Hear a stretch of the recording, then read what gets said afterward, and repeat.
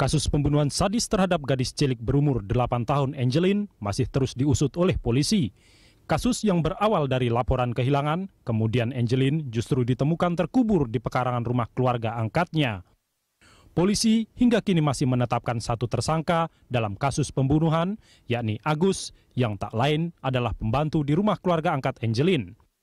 Meski demikian, publik berkeyakinan Agus tidak bekerja sendirian dalam melakukan perbuatan keji dan sadis itu. Ibu angkat Angeline dianggap ikut bertanggung jawab atas kematian Angeline.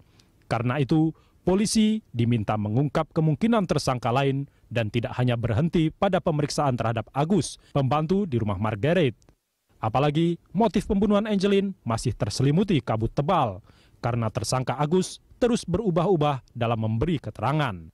Ditambah lagi, terungkap fakta bercak darah bukan hanya ditemukan di kamar si pembantu, tapi kabarnya juga ada di kamar Margaret. Pengungkapan kasus Angeline secara gamblang amat perlu dilakukan demi memerangi kekerasan terhadap anak. Di negara kita, kejahatan ini cukup tinggi, tapi hanya sedikit orang tua yang masuk penjara karena menelantarkan anaknya. Kisah Angeline, bocah berusia 8 tahun yang dibunuh di rumahnya di kawasan Sanur, Bali, sungguh mengiris hati. Ya, apapun motifnya, pelaku pembunuhan sadistis itu perlu dihukum berat. Peran ibu angkatnya, Margaret Christina Magawe, harus pula diungkap demi memenuhi rasa keadilan. Untuk mengupas hal itu sudah hadir di studio. Di sini ada praktisi lie detector, ada lie detection ya. Di sini ada Mas Gani Handoko Gani, dan juga nanti kita akan mengundang Anda untuk memberikan komentar lewat SMS ke 0811-833-551. Anda juga bisa menelpon melalui nomor interaktif di 021-52900-308 atau 021-52900-311. Selamat pagi Mas Handoko. Selamat pagi. Terima kasih telah hadir bersama kami di Jurnal Pagi. Sama-sama. Ya, sebelum kita lanjutkan dialog ini, kita lihat dulu video gambar berikut ini, Mas Handoko. Nah, Mas Handoko, ini kan kalau kita lihat ada beberapa gambar yang muncul setelah kejadian ini. Dan Mas Handoko sebagai praktisi untuk lie detection ini, Anda melihat, dan ini saya lihat juga di beberapa Twitter Anda terkait dengan mengusut kematian Angeline. Apa yang kita bisa lihat dari foto ini ibu angkat dan juga kedua kakak angkat ya dari Angeline? Ya, kalau dari foto ini yang saya lihat memang ada ekspresi wajah senyum, atau bisa dikatakan pemilik ekspresi wajah senyum ini sedang happy, sedang senang. Di situ maka Anda mempertanyakan apakah ada wajah sedih terlihat di foto ini. Betul. Seperti itu. Ya. Tetapi saya mau menggarisbawahi bahwa memang lepas dari konteksnya saat itu, apakah memang diperlukan senyum pada saat difoto, yang saya lihat memang tidak ada wajah sedih. Oke. Mungkin pada itu apakah pada saat itu mungkin pas lagi senyum di fotonya atau gimana? Ini jadi, bisa dilihat juga? Tidak bisa dilihat. Jadi kelemahan dari foto itu adalah foto hanya berbicara apa yang difoto pada saat itu. Tetapi kalau video bisa menceritakan sebelum, sesudahnya, dan saat itu. Kalau kita lihat dulu dari foto ini memang tidak ada wajah sedih dia terpancarkan atau terlihat dari foto-foto ini. Bagaimana dengan kalau kita lihat ada orang di belakang juga yang menunduk dengan beberapa orang di belakang ini. Ini apa? Ini bisa nggak kita yang unik memang dari foto ini yang unik adalah wajah yang di belakang. Ya, wajah orang di belakang antara Ibu Margaret dan anaknya. Sebelah, kalau di foto, kalau di layar Anda berarti di sebelah kiri. Sebelah kiri, ya. Bandingkan dengan seorang asing di sebelah kanan yang berbaju biru. Ya, kalau kita lihat orang berbahasa orang asing di belakang itu dia tersenyum. Tetapi orang Indonesia di belakang Bu Margaret dan anaknya menunduk ke bawah, matanya ke bawah dan hanya tersenyum sedikit. Nah, ini tentu menjadi sebuah pertanyaan, mengapa di dalam sebuah foto ada ekspresi yang beda. Dan kembali ini terus terang saya juga memerlukan video untuk bisa mendeteksi lebih dalam. Hanya saja kalau kita lihat dari foto statis seperti ini, memang ada perbedaan ekspresi atau perbedaan emosi pada orang ketiga tersebut. Dia tidak tersenyum, gembira, dia tidak sedih. Oke. Jadi tidak ada rasa duka ya. Di sini Tidak hanya ada. tersenyum dan kegembiraan Iya. malahan dari gambar Iya. yang terlihat ini Iya. ya. Oke, Mas Handoko, Anda juga memetik sebuah gambar atau hasil dari video wawancara di Iya. beberapa televisi terkait Iya. dengan pelaku atau tersangka Agus. Nah, ini kita lihat ada potongan-potongan gambar di mana ini juga kita lihat. Oh, kalau bisa lihat ada beberapa potongan gambarnya juga di laptop ini. Bisa. Boleh kita lihat Mas Handoko di sini? Silakan. Boleh kita putar Mas Handoko? Nah, ini adalah beberapa foto ibu. Ini adalah foto ibu dulu ya, ibu dari ibu angkat dari Angeline. Nah, ini boleh saya turunkan Mas Handoko. Nah, oke. Ini bisa diceritakan apa yang Anda lihat dari foto atau ini adalah sebenarnya video ya, tapi di-cut ya, dipotong-potong. Jadi ini salah satu video yang dilakukan oleh TV di sana.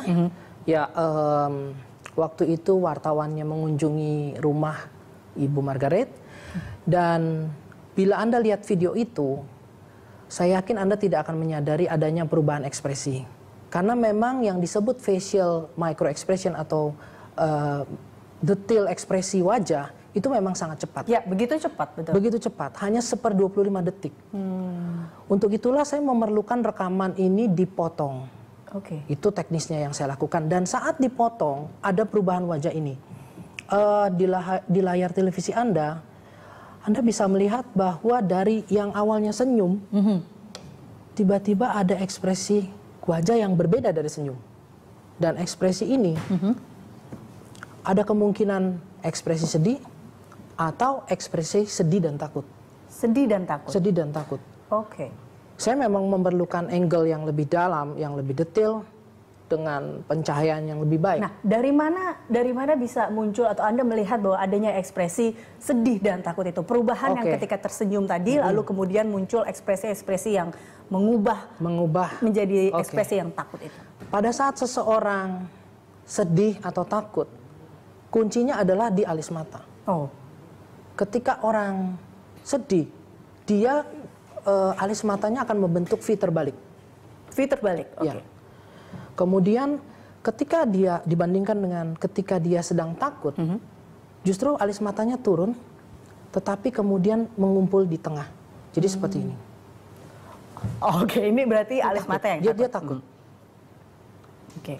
Dan dia bergernyit sendiri? Iya, dan mulutnya akan mencekung ke bawah. Oke. Itu takut. Tapi kalau orang sedih, saya mulai dengan ekspresi sedih yang salah dulu ya. Kalau sedih yang salah gimana? Biasanya orang sedih. Oke. Tapi sedih bukan itu. Sedih itu kebanyakan justru terlihat dari alis matanya. Contohnya gini.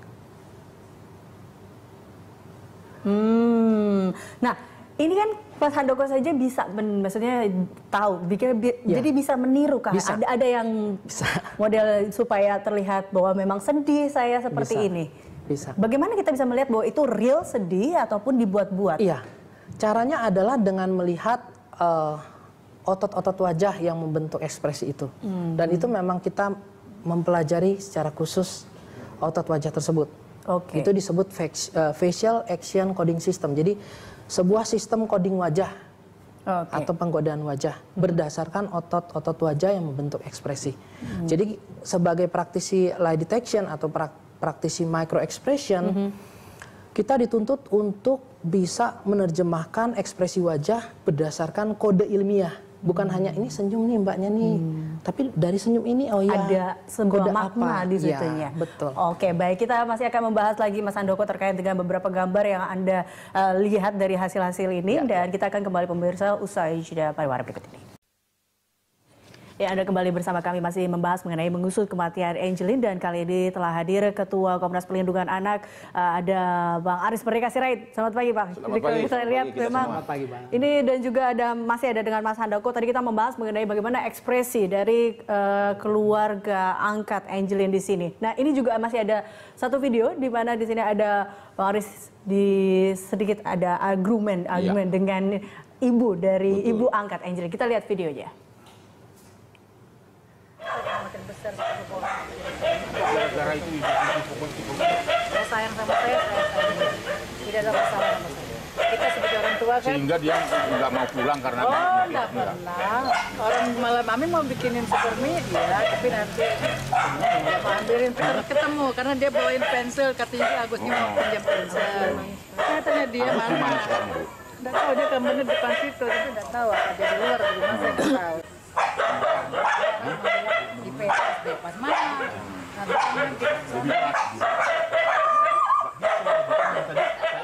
Ya, Mas Handoko, ini Anda lihat seperti apa ekspresi dari Ibu angkat Ibu Angelin atau Ibu Margaret di sini? Ya, dalam konteks video tadi ya, yang dilihat memang ekspresi marah. Terlihat dari, kalau orang awam akan melihatnya dari suara, intonasi, kemudian dari volume suara yang meninggi, kemudian pitch-nya atau ritmenya, kemudian dilanjutkan oleh kata-kata yang dipilih, dan gaya verbalnya, gaya dia berbicara itu menunjukkan dia marah. Juga gesturnya, tangannya diangkat-angkat seperti itu. Dari sisi ekspresi wajah memang terlihat dari alis mata, dari mata, kemudian dari bibir, dari mulut, itu bisa terlihat bahwa memang saat itu Ibu Margaret marah. Ya, selain emosi marah dalam konteks video ini, saya tidak melihat ekspresi lain. Ekspresi sedih tidak, happy tidak, tetapi yang dilihat adalah ekspresi marah, kemarahan. Ya, dan satu lagi saya perlu didetilkan lagi ya, ada ekspresi kita nyebutnya ekspresi disgust atau jijik. Oke. Ya, itu tapi perlu lagi didetilkan. Artinya saya perlu melakukan slow motion lagi untuk video itu, karena hanya dengan slow motion lah saya bisa melihat dengan jelas dan mendapatkan bukti bahwa memang ada perubahan itu. Ya. Iya. Pada saat ini kan Pak Aris datang ke rumah dari Ibu Margaret dan menanyakan beberapa hal, bahkan Pak Aris mengatakan bahwa rumah ini sebenarnya juga tidak layak dikatakan demikian, dan itu yang membuat akhirnya Ibu Margaret marah. Seperti itu kah? Sebenarnya sejak awal saya ketemu ya, pada saat kita bertanya tentang kronologi, ingin membantu, itu responnya sebenarnya tidak simpati. Oke. Sudah ada penolakan? Iya, ada penolakan. Dan pertanyaan pertama adalah, Bu, apakah Ibu masih punya feeling bahwa adik Angelin ini masih ada di sekitar sini? Oh, masih ada di sekitar Denpasar. Nah, gitu jawab pertama. Loh, lalu kalau itu di mana kira-kira, Bu? Saya tanya kedua gitu. Oh, sulit. Jawabnya sulit. Sulit bagaimana? Ya sulit. Tapi Ibu masih punya feeling ada di Denpasar? Oh ya, masih ada gitu. Jadi beberapa kali ya gerakan itu. Waktu pertanyaan saya terus-menerus itu sudah memunculkan ketertutupan. Saya bilang lagi yang ketiga, kalau begitu, kalau sulit, mari. Karena saya juga didampingi oleh pihak kepolisian, kita mau jemput. Karena saya datang dari Jakarta, atas nama Komisi Nasional Perlindungan Anak, membantu Ibu, bukan mempersalahkan Ibu. Meminta penjelasan dari kronologi itu. Dia sudah muncul penolakan dengan keras gitu. Sebelum saya dibenarkan, diizinkan masuk ke areal dari rumah itu. Nah, lalu kemudian karena dengan teknik saya, dengan itu saya sudah ada tanda-tanda penolakan.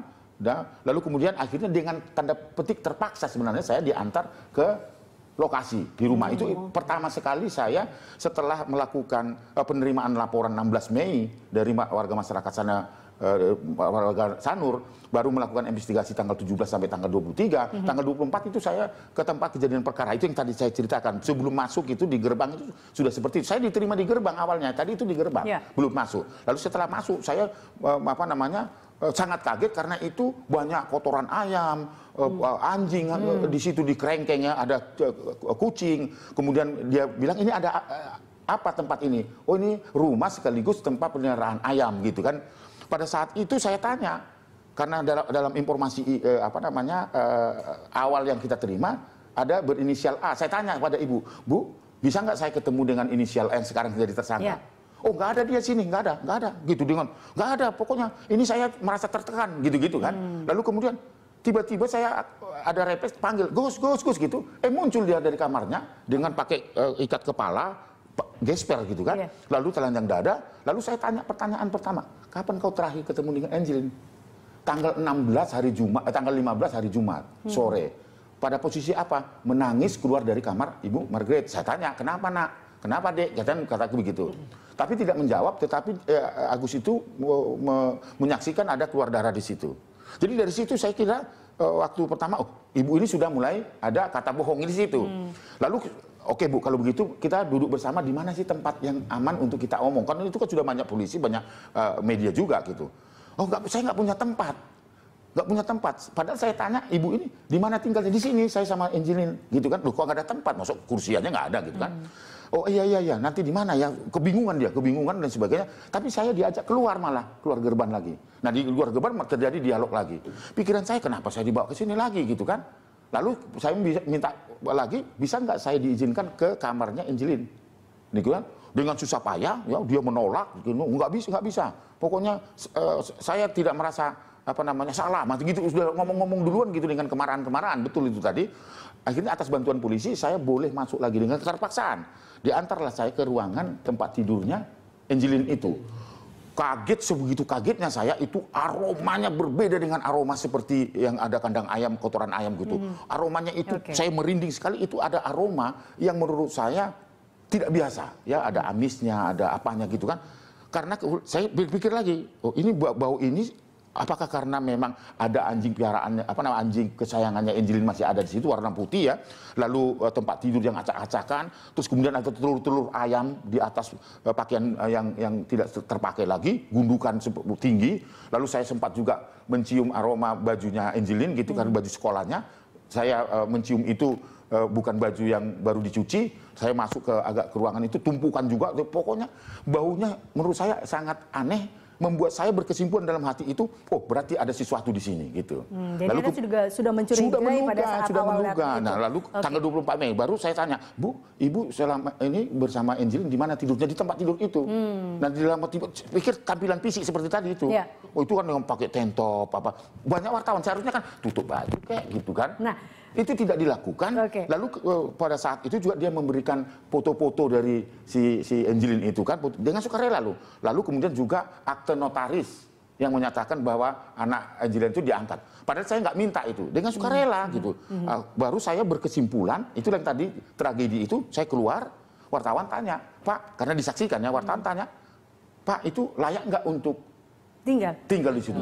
Spontan saya tanya. Karena saya nggak bisa membohongi diri. Oh, itu tidak layak. Siapapun yang tinggal di situ, itu tidak layak. Karena kondisinya tidak baik. Bukan berarti itu karena kamarnya sempit atau tidak. Dan kemudian akhirnya Ibu Margaret langsung marah kepada saya.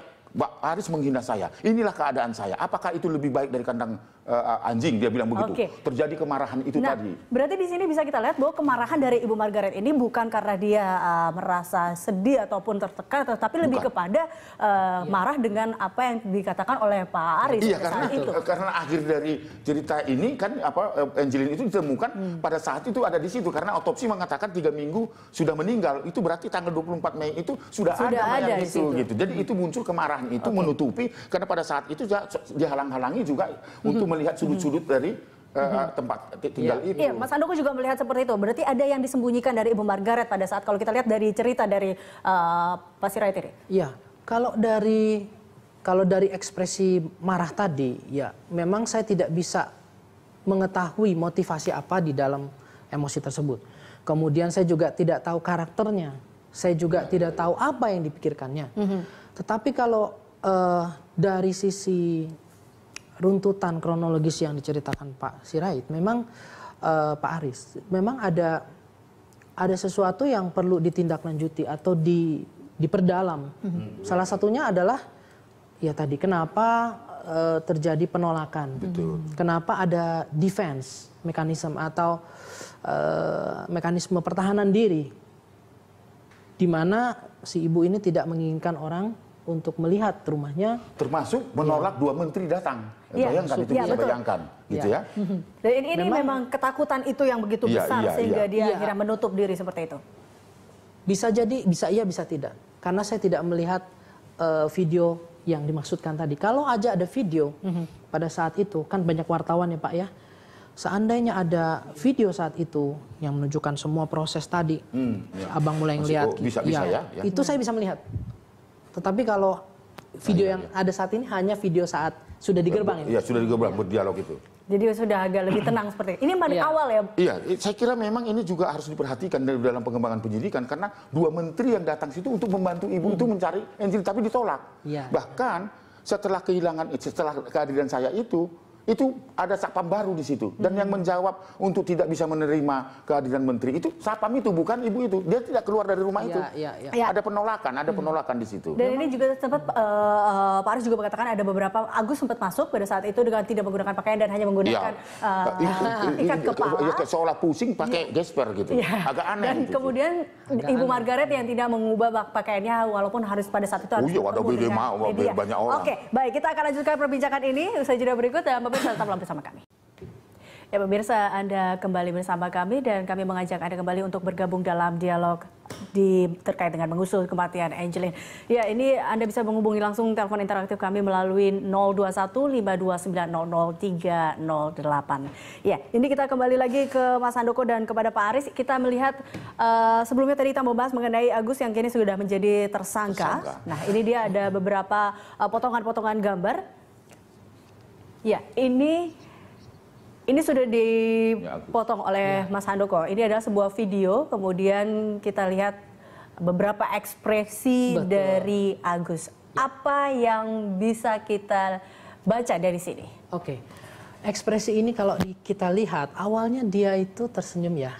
Tuh lihat, ini cara bacanya dari kiri ke kanan, kemudian turun lagi kiri ke kanan, kiri ke kanan. Ya, kalau kita lihat paling kiri senyum ya, kemudian dalam micro expression itu sekitar sekian detik itu ada perubahan wajah di mana dia menjulurkan lidahnya. Di baris ketiga mulai kelihatan dari senyum, kemudian tiba-tiba dia menjulurkan lidah seperti ini mungkin. Dia membasahkan bibirnya seperti itu. Ya. Oke.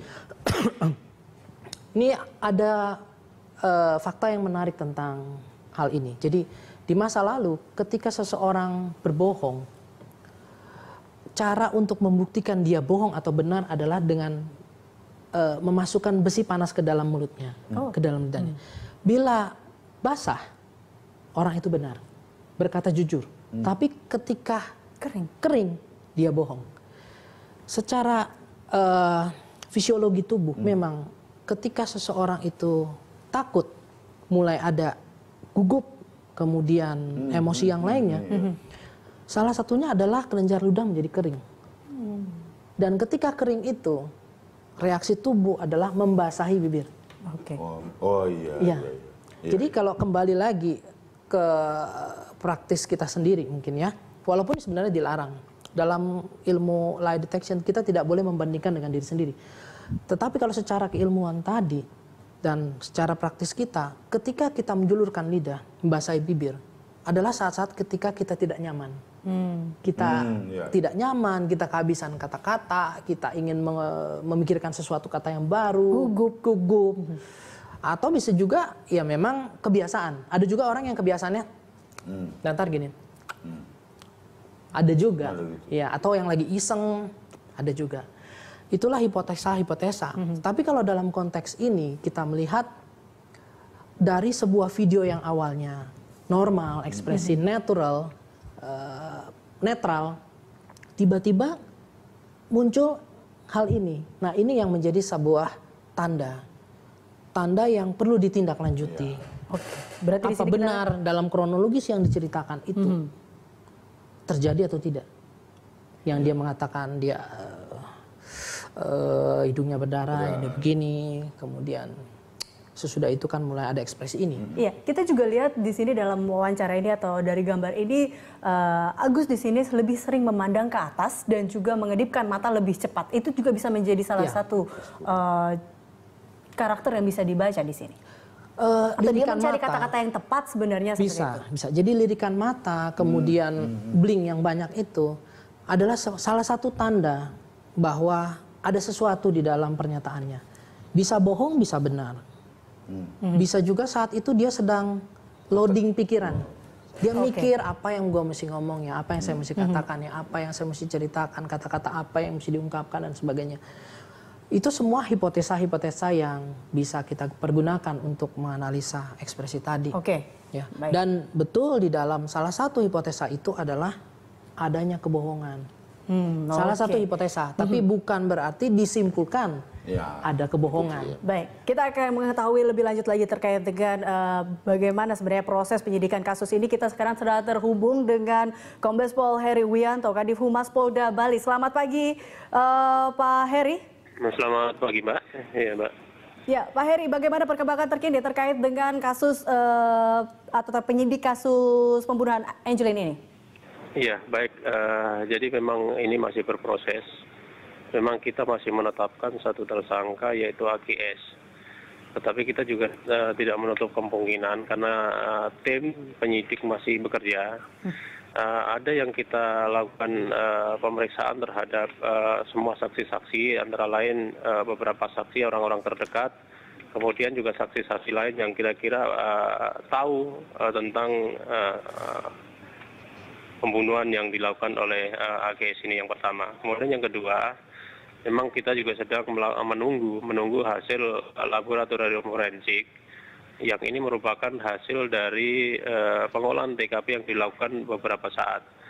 Memang di situ ditemukan barang-barang, ditemukan benda-benda, itulah yang kita lakukan pengujian terhadap laboratorium forensik saat ini yang dilakukan untuk penyidikan saat ini, Mbak. Iya, Pak Heri, sebelumnya diketahui bahwa pihak kepolisian menetapkan Agus sebagai tersangka, lalu kemudian mencurigai adanya keterlibatan di sini dalam keluarga angkat Angelin terkait dengan kasus ini. Apalagi ditemukannya dengan bercak darah berceceran di beberapa kamar. Ini juga bisa menjadi salah satu ataupun seperti apa perkembangannya sekarang? Iya, betul. Jadi kita kalau untuk temuan itu, ya untuk temuan darah, ceceran darah, percikan darah dan sebagainya, ini kita masih menunggu. Karena memang pengujian ceceran darah yang sudah mengering, yang sedikit, itu juga membutuhkan waktu yang lama. Kecuali kalau memang darah segar, pada saat kita mengambil darah orang tua kandungnya, itu memang cukup singkat untuk pengujiannya. Tetapi kalau sudah darah kering memang cukup lama. Oleh sebab itu kita juga masih menunggu itu. Kemudian terhadap kakak angkatnya Angelin, itu juga sekarang ini masih menjadi saksi di dalam kasus-kasus ini. Itu yang kita lakukan untuk dalam penyidikan ini, Mbak. Berarti masih dalam proses pengumpulan bukti-bukti terkait dengan mengusut kematian Angelin ini. Seperti itu ya, Pak Heri? Betul, Mbak. Betul, Mbak. Jadi kecuali kalau memang untuk proses penelantaran anak, kita memang sudah menetapkan satu tersangka yaitu MM, dan ini sudah kita lakukan penahanan. Ya. Oke, berarti ini kalau kita lihat ada beberapa pernyataan seperti informasi ada terkait dengan hak waris, ada juga dikatakan adanya imbalan terkait dengan kasus ini atau pembunuhan kasus ini. Ini juga bisa menjadi salah satu yang membuat atau mengerucutkan bahwa adanya keterkaitan antara keluarga angkat korbankah dalam kasus ini. Kita memang melakukan penelusuran terhadap semua informasi, semua keterangan yang didapatkan. Karena kalau memang hanya sebatas pernyataan saja, kemudian tidak ada bukti-bukti mengkait tentang itu kan masih janggal, masih kita anggap dini. Oleh sebab itu kita masih mencari bukti-bukti yang mengkaitkan dengan pernyataan-pernyataan tersebut. Kalau memang nanti ada bukti-bukti yang mengkaitkan dengan pernyataan-pernyataan tersebut, apalagi yang menyatakan ini untuk yang imbalan dan sebagainya, saudara AGS, tersangka AGS yang memang di dalam keterangannya selalu berubah-ubah dan sebagainya. Ya. Oleh sebab itu kita juga melakukan nanti pemeriksaan menggunakan lie detektor, dan mungkin dalam 1-2 hari ini akan kita lakukan pemeriksaan kembali oleh AGS maupun tersangka MM yang saat ini sedang dilakukan pemeriksaan di Mapolda. Baik, terima kasih Pak Kombes Pol Heri Wianto, Kabid Humas Polda Bali. Ya, kita kembali lagi ke Pak Aris dan juga Pak Mas Handoko. Ini kalau kita lihat tadi ada beberapa proses dan ini terkait dengan masih ditunggunya lagi bukti-bukti selanjutnya. Pak Aris, ini untuk closing statement, bagaimana Anda melihatnya? Di sini adakah kriminalitas, mungkin ada juga diskriminasi atau kekerasan pada anak di sini dalam kasus Angelin ini? Iya, setelah kita mengumpulkan fakta-fakta itu dan kita hadir di tempat kejadian, itu artinya kita betul-betul menggali sumber yang dapat dipercaya, termasuk guru-gurunya, yang dimana setiap hari Angelin ini kan sekolah di sana, dan guru-guru itu tentu punya informasi-informasi. Nah, akhirnya dari pengumpulan fakta-fakta dan sumber informasi yang kita percaya, kita sudah menyimpulkan ada dugaan persekongkolan jahat yang dilakukan oleh keluarga Tegat gitu. Itu awalnya. Lalu kemudian informasi itu kita sampaikan kepada Kapolda Bali. Kapolda Bali itu memberikan respon bagus.